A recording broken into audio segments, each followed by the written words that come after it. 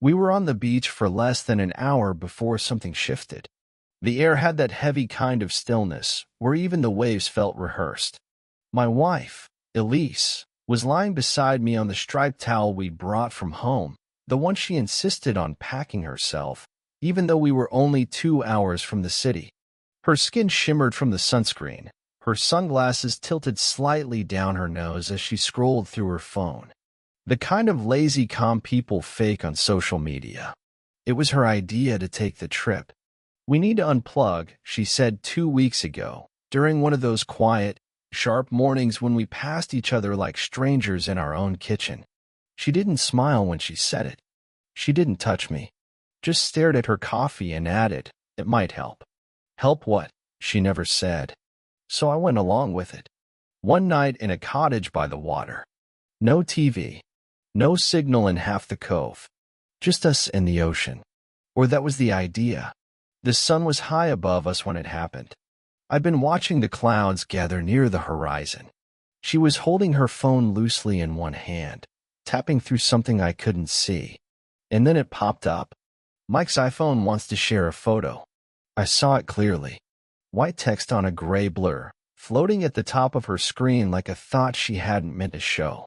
She didn't flinch. She just smiled. It was small, private. The kind of smile you give yourself when something lands exactly the way you want it to.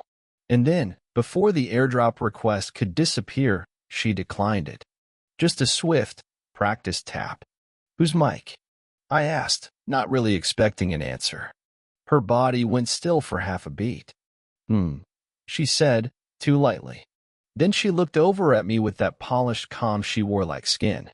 "Oh, I don't know. Probably just someone nearby. People always try to send random stuff in crowded places.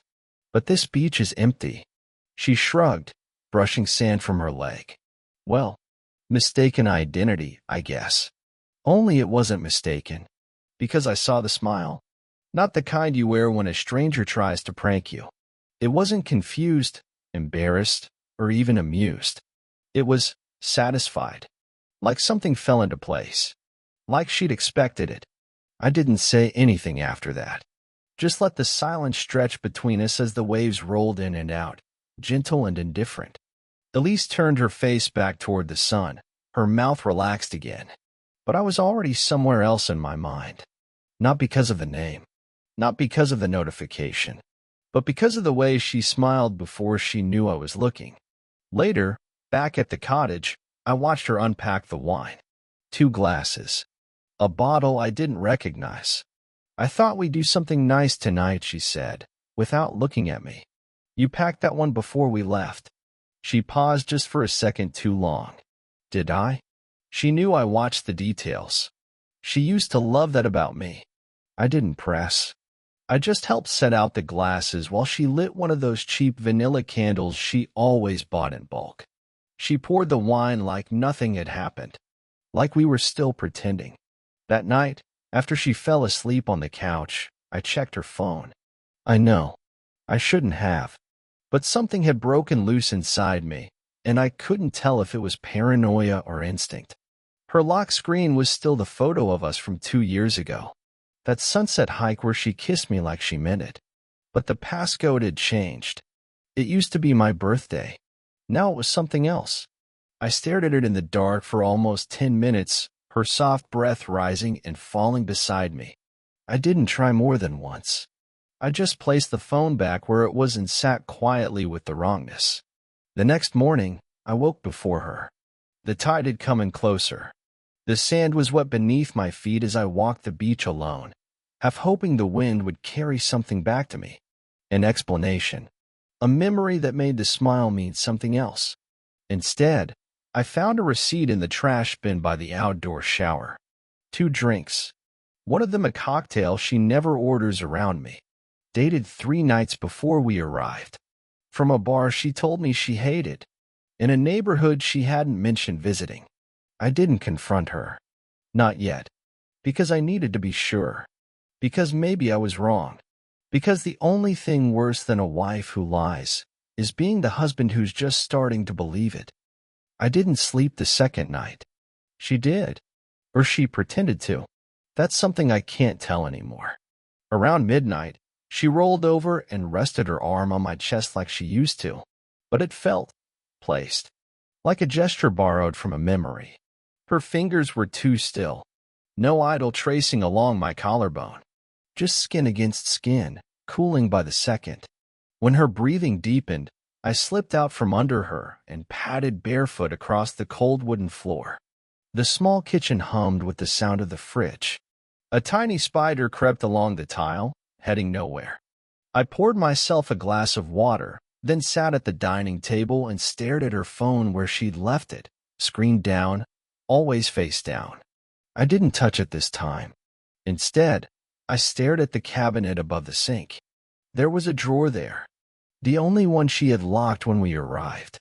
She said it held cleaning supplies and rat traps. She said it was better left closed. I believed her for a few hours. Then I started hearing the metallic shift of the drawer sliding open when she thought I wasn't paying attention. I know what keys sound like. I know what guilt does to posture. So I waited. In the morning, she made coffee. Too sweet. She always drank it black with a dash of cinnamon, but now it tasted like syrup and distraction. When I mentioned it, she laughed like it was funny. I'm experimenting, she said. I read it's good for serotonin. But Elise never cared about serotonin. She cared about perception, timing, image. So I asked, were you at Sloane's bar last Tuesday? I watched her eyes, not her lips. The way they darted half a beat too fast, as if reaching for a lie she hadn't prepped. No. Why would I be there? They served a Blue Arc cocktail on the tab I found. She smiled, soft and slow, like a blade sliding out of its sheath. That could have been from anywhere. No, I said. The receipt had their logo. That was when she stopped stirring her coffee. I must have thrown it in by mistake, she said, turning toward the window. You always dig through trash now? I didn't answer, because we both knew what I was really digging through. The next time it happened, it wasn't Mike. It was Jay, just the letter, just that, hanging on her screen like a half-drawn weapon. Another AirDrop request. No photo this time. Just a file labeled "You'll laugh at this." She didn't smile this time. She declined faster, almost before I could register it. What was that? I asked, my voice too calm. She looked up from her drink, that syrupy coffee already leaving rings on the table. What was what? The file. Probably spam, she said, without blinking. Happens all the time. People are weird. I let it go. Out loud, at least. But inside me, something started shifting. It wasn't the lie that hurt. It was how well she'd practiced it. That night, I waited until she fell asleep again. Then I picked the lock on the drawer. The cottage was old. The tools were older. A flathead screwdriver and a folded grocery loyalty card were enough. Inside, there wasn't much. A folded scarf. Some loose coins. An envelope with a receipt from a boutique downtown. And a phone. Not hers. This one was older. Matte black. Slightly chipped at the corners. No case. I held it in my hand like it might bite me. The battery was still charged. No passcode. There were only a few apps installed. No photos. No calendar. But the Messages app had a thread pinned to the top. Mike. The first text was from a week ago. I miss the sound of your voice. The next one, he's still clueless, right? Then a photo. It loaded slowly, the signal in the cottage stuttering between moments. When it finally appeared, it wasn't anything obvious. Not a nude. Not some crude selfie. It was Elise, sitting alone in a bar booth, a cocktail in her hand, her hair curled the way she only did when she went out with clients. Her smile was crooked, soft, familiar in a way I hadn't seen in years. That photo was taken by someone who loved her, or thought they did. I sat down on the edge of the bed, the phone still lit in my hand. She stirred beside me. Everything okay? She mumbled. Yeah, I said. Just checking the door. She nodded and rolled away from me. The lie came out too easily. But I told myself it was necessary, that I couldn't confront her yet. Because now, I wasn't just a husband anymore. I was a witness. And maybe a spy. The next morning, she suggested we go kayaking. Said it might be nice to be out in the open water. Her exact words.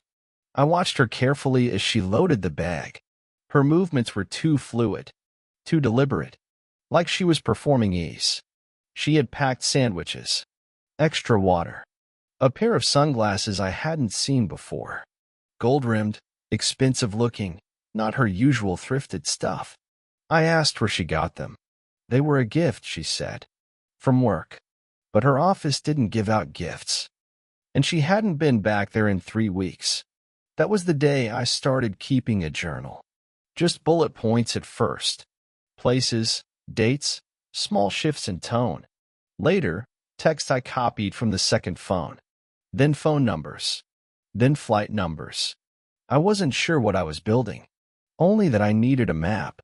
Because I was starting to think Elise had 2 lives. And only one of them included me. On the 3rd day, I stopped pretending. She noticed before I said anything. We were walking along the cliffside trail near the cove, following a narrow path worn into the sand-colored rock. Her hand brushed mine once, but I didn't take it. She didn't try again. The silence stretched between us. Not heavy, not even tense. Just hollow, like a house stripped of its furniture. I'm glad we did this, she said after a while. I glanced at her. Are you? She smiled. Not the real kind. The kind people wear in family photos when they're already thinking of leaving. Of course, she said, her eyes scanning the horizon. It feels like we've needed this. Needed what? The distance? The air? The plausible deniability? I didn't answer, because I already knew what she wasn't saying. That night, she took a long bath. Almost an hour. I heard the faucet turn on, then off. Water sloshing in the tub. Music playing low from her phone.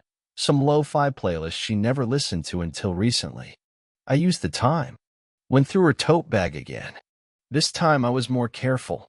Checked the pockets she never used. That's where I found the hotel key card. It wasn't from our cottage. This one had a logo etched faintly across the plastic.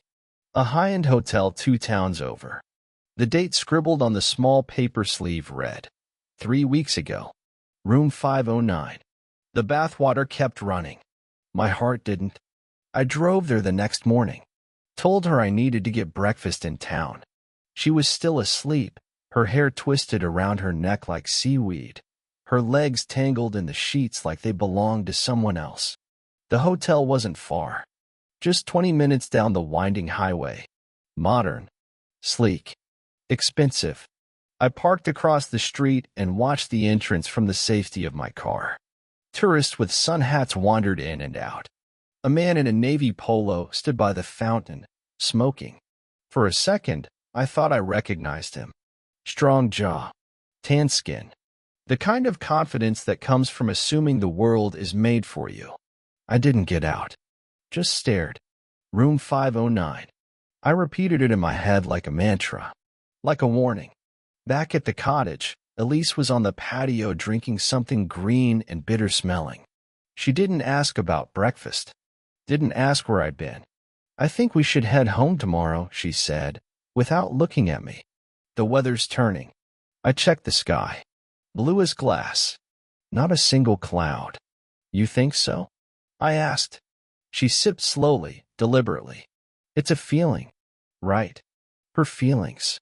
The same ones that led her to swap our anniversary weekend for a girls' spa trip in late January. The same ones that made her start sleeping with her phone on airplane mode. I could stay a little longer, I said. Clear my head. Her jaw tightened. Barely. But I saw it. Elise, I said. Is there someone else? It hung there, just between the rim of her glass and her next breath. She didn't flinch. Didn't react. Just lowered the glass and looked at me like I was a stranger asking for directions. Why would you ask me that? No reason, I said. Just a feeling. She laughed. Not loudly, but enough to puncture the moment. If there was someone else, do you think I'd bring you here? She asked. I think you might, I said. That was the last time we spoke that day. At sunset, I found the burner phone again. I didn't open the texts this time. Instead, I powered it off and slid it into my jacket pocket. I wasn't sure what I was going to do with it. Not yet, but I knew this much. Elise didn't expect me to know, and she definitely didn't expect me to wait. That night I stayed up again, staring at the ceiling as the cottage creaked around me. In my head, I mapped the last 6 months. The canceled plans. The new routines. The way she started going to the gym but never came back sweating. The AirDrop. Mike. The messages. Room 509. I wasn't angry anymore. I was just cold. Something inside me had stopped turning. And in its place, I felt something else taking shape. Not rage. Not heartbreak. Precision. I started drafting an email. Not to her. To someone else. A man I knew she worked with. A project manager she always said was harmless. But harmless men don't send drinks to married women in rooftop bars. And they definitely don't leave voicemail messages at 2 a.m. I'd kept the voicemail. She didn't know. I sent it to myself. Backed it up. Then deleted the app from her phone. She never noticed. It started like this. Hey, this is Mike. Just wanted to hear your voice. I'm downstairs. Let me know if he's home or not. The next morning, Elise was already dressed. Hair perfect. Phone in hand. I'm going to walk into town, she said, almost too casually. Pick up some things for the drive back. I nodded. Need company? No, I'm good. She smiled. You should relax. I watched her walk down the gravel path, her tote swinging at her side, her shoes too clean for the hike. As soon as she rounded the curve, I opened her laptop. She'd forgotten to log out. Or maybe she didn't think I'd look. There were 3 folders on the desktop. One was empty. One was full of beach photos from a trip we never took. And the third, titled Taxes, was password protected. I guessed the password on the 3rd try. It was his birthday. Inside were screenshots. Notes. Screen share recordings. Receipts for plane tickets. Emails with the subject line, closed door meeting private. One attachment was a scan lease. An apartment in her name. In the same city as room 509. That was the moment I realized Elise wasn't cheating. She was disappearing. And she had been planning it for a very, very long time. She didn't come back that afternoon. Not for hours. I watched the light change on the kitchen floor, the shadows growing longer. Her wine glass still sat on the counter from the night before, a pale lip print faint on the rim. I stared at it for a while, wondering if he'd ever seen her like this, unguarded, undone, pretending to be a woman worth leaving for. The burner phone sat in my lap, still powered off, still hiding more than it revealed. I didn't need to open it again. Not yet. I already knew what I'd find. More of the same, quiet arrangements, carefully timed departures. Texts that sounded like logistics wrapped in longing. She wasn't cheating like people do in movies. No screaming.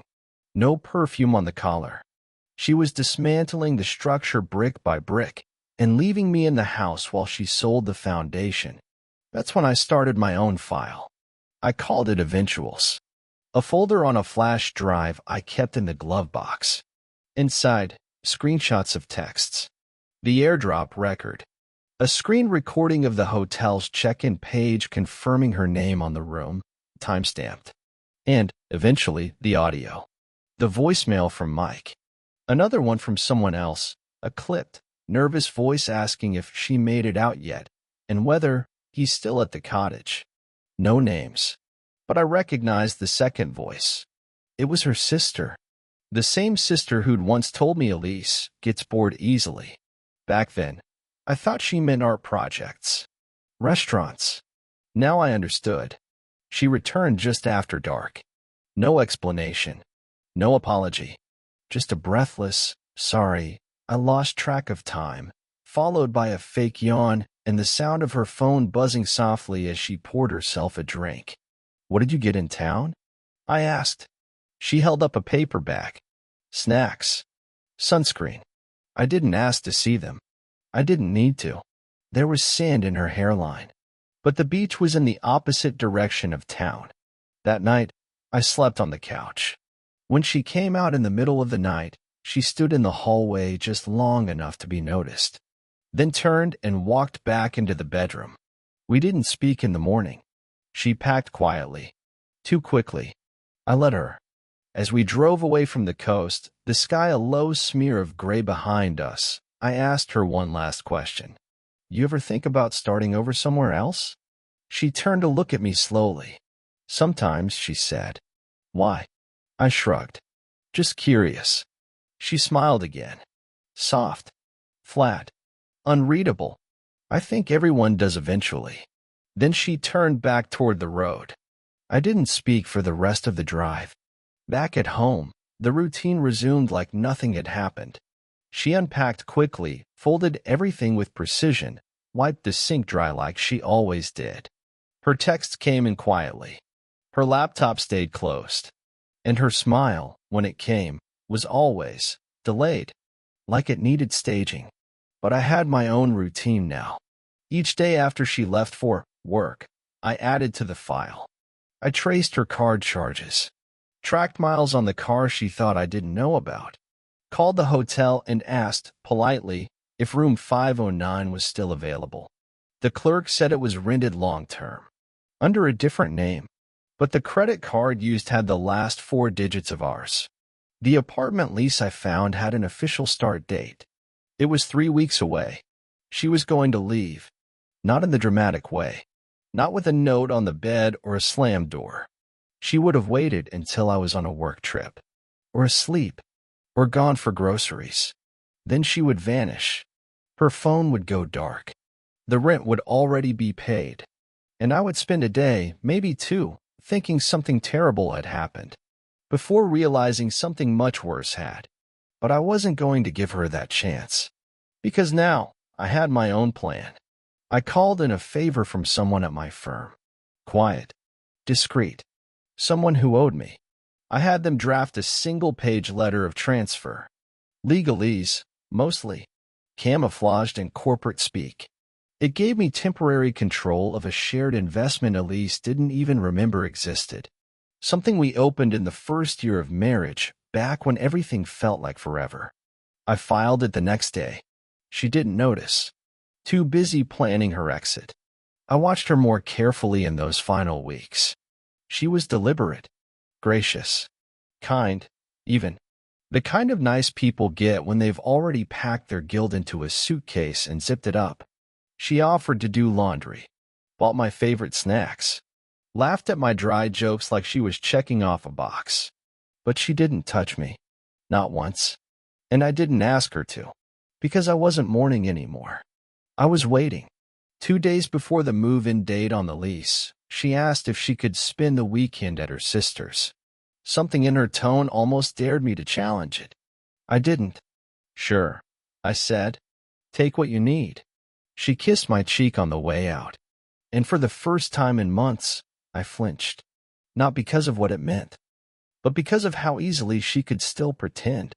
The moment her car disappeared from the driveway, I changed the locks. Then I packed the contents of the eventuals folder into an envelope and mailed it to her new landlord, to her sister, and to Mike. No return address. Just the words. Thought you should know what she didn't tell you. The next day, I went to the bank and moved the remainder of our shared account into a holding fund she couldn't access. Legally clean. Technically routine. She'd see the notification eventually. Probably when the key didn't work. I didn't wait for her to call. I knew she would. I knew she'd be furious. I knew she'd ask why. And I'd tell her, because you smiled before you declined. Because I saw it. Because you thought I never would. It was 10:42 a.m. when she called. I watched her name flash across the screen twice before answering. I wanted her to sit in it. To feel, for once, the weight of being ignored. When I finally picked up, I said nothing. Her voice came sharp, rehearsed. What did you do? I waited a beat before replying. I assumed you'd be more specific. The locks, she snapped. The bank. You cleaned out the account. I did. There was silence then. A cold, stunned kind. I could hear her trying to calculate how much I knew. Trying to backtrack. To pivot. Elise was always 5 moves ahead. Except this time, I wasn't playing defense. Her voice came quieter. Measured. We need to talk. We're doing that now. No. I mean face to face. You're not coming back here. She let out a soft breath, the kind meant to sound exasperated. Like I was being unreasonable. Like I hadn't just found an entire second life she'd built behind my back. I don't understand why you're doing this, she said. I almost laughed. Elise, I said, don't insult both of us. A long pause. Then she tried a new tactic. Whatever you think you know. I know about the apartment, I cut in. Room 509. Mike.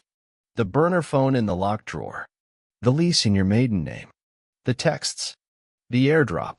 Silence. Absolute. I could hear her breathing shift. The way it did when she was cornered. When the mask slipped. You went through my things, she said finally. Not denial. Not shock. Just an accusation, cold and precise. You were planning to disappear. She didn't respond. So I kept going. You were going to let me think something had happened to you.